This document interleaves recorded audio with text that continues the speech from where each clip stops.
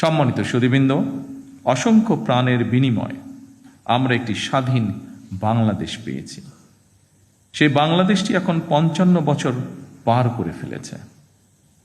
এত বছরেও আমাদের যেমন অনেক প্রাপ্তি রয়েছে, অপ্রাপ্তিও কিন্তু কম নয়। সুতরাং আমাদের প্রত্যাশিত স্বনির্ভর সমৃদ্ধ বাংলাদেশ গড়তে হলে প্রতিশোধ, প্রতিহিংসা কিংবা অযথা বিতর্ক নয়। শহীদ রাষ্ট্রপতি জিয়াউর রহমান বলতেন, জাতীয় ঐক্য আমাদের শক্তি, বিভাজন আমাদের দুর্বলতা। সেই কথা স্মরণ করেই বলতে চাই, আমাদের পথ মত ভিন্ন হতে পারে, আমাদের মধ্যে বিভিন্ন ইস্যুতে বিতর্ক বিরোধ থাকতে পারে, তবে আমাদের মধ্যেকার বিতর্ক বিরোধ যেন শত্রুতায় রূপ না নেয়।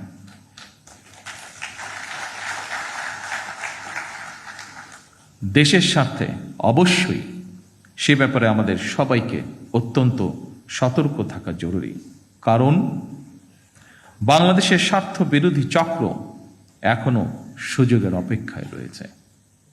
সম্মানিত সুধীবৃন্দ, সম্মানিত সভাপতি, দুর্নীতি দুঃশাসনে পর্যদস্ত একটি ভঙ্গুর অর্থনীতি, দুর্বল শাসন কাঠামো আর অবনতিশীল আইন শৃঙ্খলা পরিস্থিতির ভেতর দিয়ে নতুন সরকার যাত্রা শুরু করেছে।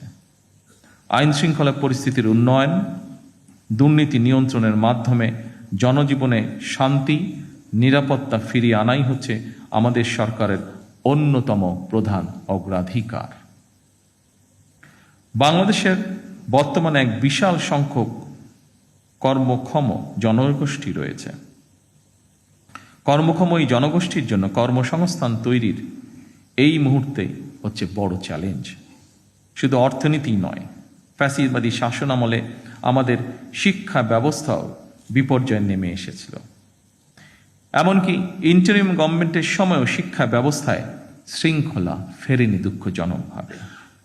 বর্তমান প্রতিযোগিতামূলক বিশ্বে টিকে থাকতে হলে দেশের শিক্ষা ব্যবস্থাকে আধুনিক এবং অবশ্যই কর্মমুখী করতেই হবে।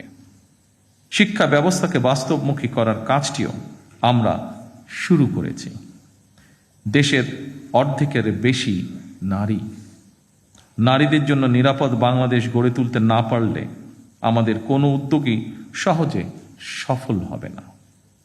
এভাবে প্রতিটি সেক্টরকে চিহ্নিত করে সরকার কর্ম পরিকল্পনা বাস্তবায়নের কাজ এরই ভিতরে শুরু করেছে।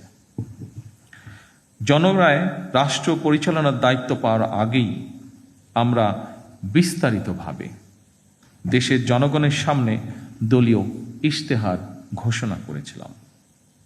রাষ্ট্র মেরামতের অঙ্গীকার নিয়ে আমরা প্রকাশ্যে জুলাই সনদ বাস্তবায়নের জন্য স্বাক্ষর করেছিলাম। জনগণ আমাদের প্রতিটি অঙ্গীকারের পক্ষে সমর্থন জানিয়েছেন।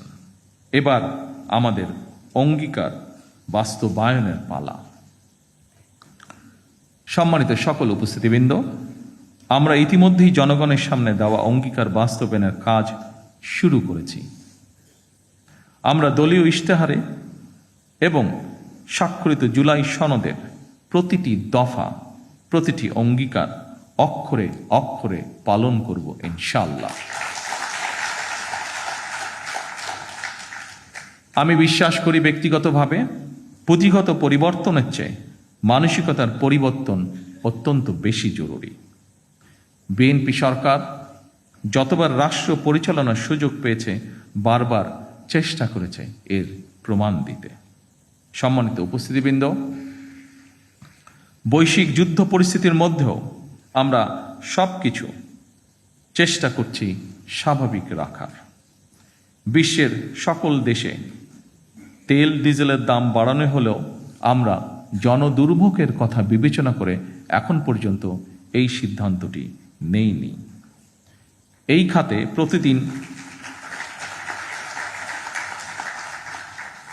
খাতে প্রতিদিন শত শত কোটি টাকা ভর্তুকি দিয়ে হলেও সরকার চেষ্টা করছে আন্তরিকভাবে পরিস্থিতি স্বাভাবিক রাখার। জনগণের সুবিধা নিশ্চিত রাখতে সরকার সম্ভাব্য সকল প্রকার প্রচেষ্টা অব্যাহত রেখেছে। কারণ বর্তমান সরকার জনগণের দ্বারা নির্বাচিত একটি সরকার। বর্তমান সরকার জনগণের কাছে দায়বদ্ধ সরকার। সম্মানিত উপস্থিতিবৃন্দ, প্রিয় সাংবাদিক ভাইরা, আমি আশ্বস্ত করতে চাই জনগণের বিচলিত হওয়ার কোনো কারণ নেই।